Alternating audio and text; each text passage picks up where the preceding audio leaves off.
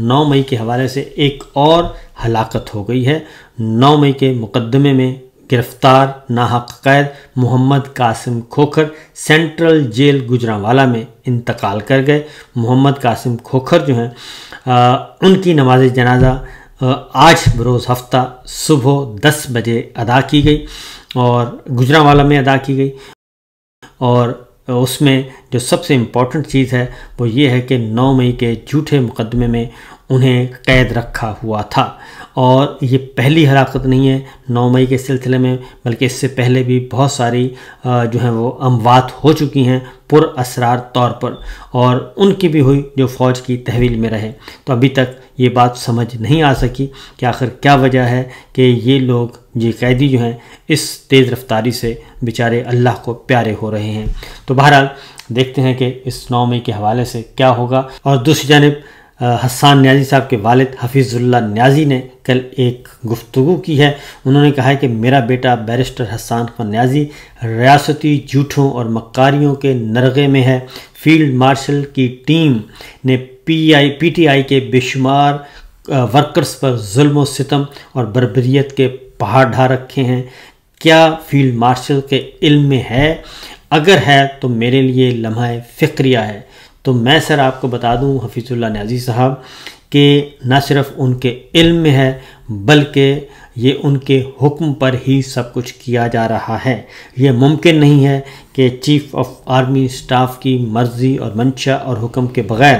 کوئی نیچے رینک کا آدمی اس طرح کے مظالم کریں۔ یہ سوال ہی پیدا نہیں ہوتا، کیونکہ جنرل عاصم منیر صاحب جو ہیں وہ تقوی اور پرہیزگاری کے اعلیٰ ترین درجے پر اپنے آپ کو فائز تصور کرتے ہیں، اور اس دوران جو کچھ ان کے دور میں ظلم ہوا، ناانصافی ہوئی، اور جس طریقے سے آنریبل ججز کو بھی بے توقیر کیا گیا اور جھوٹے مقدمات درج کیے گئے، اس کی مثال نہیں ملتی۔ اس لیے حفیظ اللہ نیازی صاحب کثر نفسی سے کام لے رہے ہیں، لیکن اس میں بھی اپنے انداز میں وہ بہت کچھ کہہ گئے ہیں کہ پی ٹی آئی کے ورکرز، ہزاروں ورکرز پہ، بے شمار ورکرز پہ جو ظلم و ستم اور بربریت کے پہاڑ ڈھا رکھے ہیں، کیا فیلڈ مارشل صاحب کے علم میں ہے؟ تو یہ بہت ہی امپورٹنٹ سوال ہے۔ اور حفیظ اللہ نیازی صاحب آپ کو معلوم ہے کہ وہ کسی بھی صورت میں عمران خان صاحب کے حامی نہیں ہیں، بلکہ عمران خان کے بالکل اپوزٹ رائے وہ رکھتے ہیں۔ تو اگلی خبر ہے جناب، چلتے ہیں مین خبر کی طرف، اور وہ ہے پاکستان اور سعودی عرب کے درمیان ہونے والا معاہدہ، دفاعی معاہدہ، اسٹریٹجک معاہدہ۔ ابھی شہباز شریف صاحب نے حکم دیا ہے کہ اس کی جو تقریبات ہیں، جشن کی تقریبات، وہ 23 ستمبر تک جاری رکھی جائیں۔ ایک طرف تو یہ حکم دیا جا رہا ہے، لیکن دوسری طرف جو ہمارے پاس خبریں آ رہی ہیں وہ بالکل مختلف نوعیت کی ہیں، اور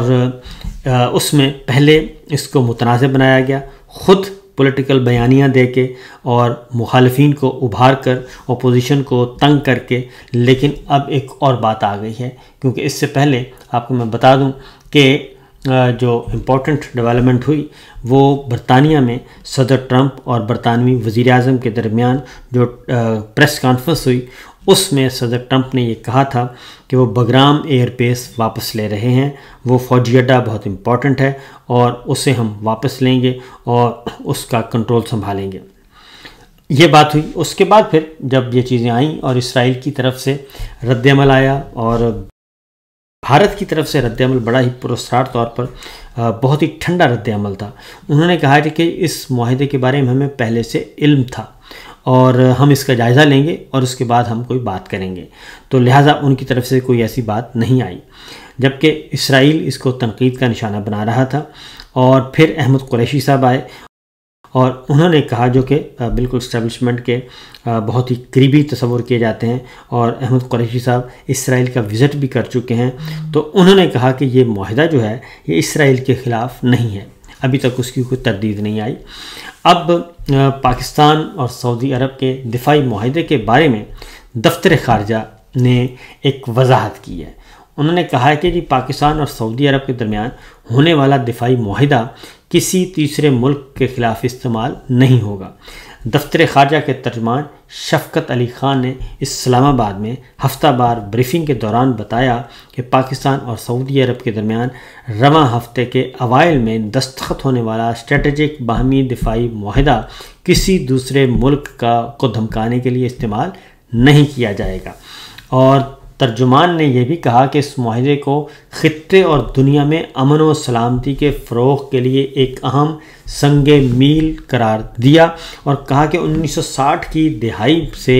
इस्लामाबाद और रियाज़ के दरमियान ताल्लुकात में एक कलीदी सतून दिफाई ताउन रहा है और दिफाई मुआहदों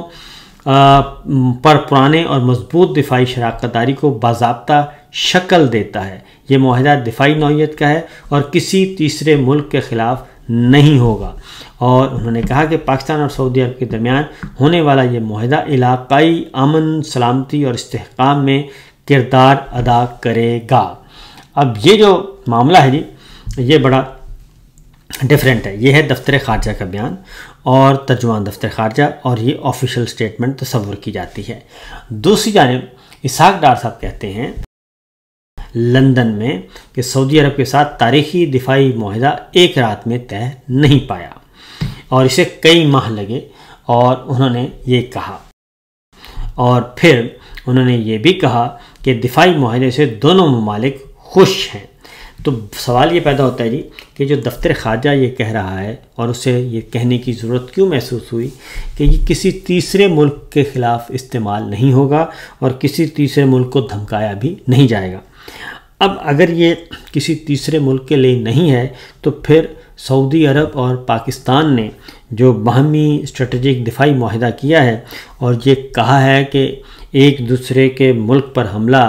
पाकिस्तान पे हमला सऊदी अरब पे हमला तस्वुर किया जाएगा, सऊदी अरब पे हमला पाकिस्तान पे हमला तस्वुर किया जाएगा।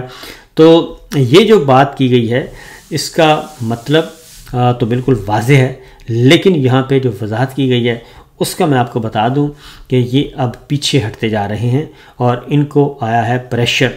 और उसकी वजह है कि अगर ये आपने भारत के ख़िलाफ़ भी नहीं है, ये इसराइल के ख़िलाफ़ भी नहीं है और किसी दूसरे मुल्क के ख़िलाफ़ भी नहीं है, तो फिर कौन सा मुश्तरका दिफा है? तो क्या पाकिस्तान और सऊदी अरब को अपने एक दूसरे से था ख़तरा? तो फिर तो उन्हें जंग बंदी का मुआहदा करना चाहिए था और पहले हमला ना करने का मुआहदा करना चाहिए था। तो अब ये क्यों इतनी सख्त नहीं है, या बहुत ज़्यादा प्रेशर आ रहा है, या फिर इस मुआहदे से निकलने की कोशिश की जा रही है? ये एक इम्पॉर्टेंट सवाल है, क्योंकि एक तरफ कल जुम्मतुल मुबारक में तमाम मसाजिद में दुआएं भी करवाई गई और ये एडवाइस जारी की गई, मीडिया एडवाइस, कि मसाजिद से बराह रास्त इन दुआओं को दिखाया जाए। तो बहरहाल ये एक इम्पॉर्टेंट ख़बर है। दूसरी जानिब इस्लामाबाद में जो सीनियर मोस्ट वकला पे एक दहशतगर्दी का मुकदमा ख़ुद इस्लामाबाद हाई कोर्ट बार के सदर वाजिद गिलानी ने जो करवाया है, उसकी मुल्क भर में मज़म्मत हो रही है। और सबसे पहले कराची बार एसोसिएशन ने उसकी शदीद मज़म्मत की है इन मुकदमात की, और वाजिद गिलानी की भी मज़म्मत की है कि उन्होंने एक ऐसी हरकत की है कि जिसका कोई भी वजाहत नहीं हो सकती, क्योंकि Wajid Gilani Islamabad high court bar के सदर, उन्होंने उन वकला के ख़िलाफ़ मुकदमा दर्ज करवाया है जो कि पाकिस्तान तहरीक इंसाफ के लिए, इमरान खान साहब के लिए मुतहर्रिक हैं, इंतज़ार पंजोता और नईम हैदर पंजोता। और दूसरा उन्होंने उन वकला के ख़िलाफ़ मुकदमा दर्ज करवाया है ईमान मज़ारी और उनके शोहर अली हादी एडवोकेट के ख़िलाफ़, क्योंकि उन्होंने जस्टिस डोगर के ख़िलाफ़ बाकायदा तौर पे एप्लीकेशन फ़ाइल की हुई है, रेफरेंस भेजा हुआ है सुप्रीम जुडिशल काउंसिल का, और वो मुतालबा कर रहे हैं कि वो CCTV फुटेज दी जाए जिसमें जस्टिस सरफराज डोगर साहब ने बेहुदा हरकत की है। फिर एक और तस्वीर भी सामने आ चुकी है जिसमें सरफराज डोगर साहब और वाजिद गिलानी साहब एक ही कमरे में बैठे गपशप लगा रहे हैं। इसका मतलब है कि ये एक तयशुदा प्लान भी हो सकता है कि ईमान मज़ारी, अली हादी और दीगर वकला, नईम हैदर पंजोता, इंतज़ार पंजोता, उनको प्रेशराइज़ किया जाए और प्रेशराइज़ करके सरफराज डोगर साहब जो हैं वो अपने लिए हमायत हासिल करना चाहते हैं, तो उसके लिए इस्तेमाल किया गया है वाजिद गिलानी साहब को। इसी तरीके से जी कल उनको गिरफ़्तार करने की भी कोशिश की गई, रात छापे मारे गए और ایمان مزاری کو اور علی ہادی چٹھا کو گرفتار کرنے کے لیے، لیکن وہ اپنے گھر پر موجود نہیں تھے۔ دوسری جانب جناب ہر روز ایک نئی سے نئی داستان آ رہی ہے۔ مریم صاحبہ نے کل ایک تقریر کی اور انہوں نے کہا کہ عمران خان قصہ پارینہ بن چکے ہیں اور ان کو کچھ پتہ نہیں، وہ جیل میں ہیں کہ باہر کی دنیا بدل چکی ہے۔ مطلب یہ تھا کہ یہ جو معاہدہ ہوا ہے پاکستان اور سعودی عرب کے درمیان، اس معاہدے کے بعد مریم صاحبہ بہت زیادہ خوش نظر آ رہی ہیں، لیکن حقیقت یہ ہے کہ جو ایکچوئل سچویشن ہے، انہوں نے کہا جی کہ دودھ اور شہد کی نہریں بہہ رہی ہیں اور اس وقت پاکستان میں کوئی مسئلہ ہے ہی نہیں، جبکہ جب وہ جاتی ہیں وزٹ کرنے جو سیلاب متاثرین کا، تو وہاں پہ باقاعدہ طور پہ ایک کرفیو والا سما ہوتا ہے اور پورے اگر کس ایریے میں جانا ہے تو وہاں پہ تمام راستے بند کر دیے جاتے ہیں، لوگوں کو وہاں سے نکال دیا جاتا ہے اور پھر ایک ریلیف کیمپ سے جایا جاتا ہے یا چند لوگوں کو بٹھا کے ان کے ساتھ فوٹو سیشن ہوتا ہے اور اس طریقے سے وہ سیلاب متاثرین کا ایک ڈھونگ رچا رہی ہیں۔ تو کل انہوں نے یہ بات کہی کہ جناب عمران خان قصہ پارینہ بن چکے ہیں، تو جبکہ گراؤنڈ ریئلٹی کی طرح کچھ اور ہی ہے۔ اس وقت سچویشن یہ ہے کہ زبیر صاحب ہیں، وہ کہتے ہیں کہ گزشتہ 3 سالوں میں موجودہ حکومت نے معیشت کو کس طرح تباہ کیا، غربت جو ہے وہ 45%، بدترین تاریخ کی بدترین سطح پہ ہے، بے روزگاری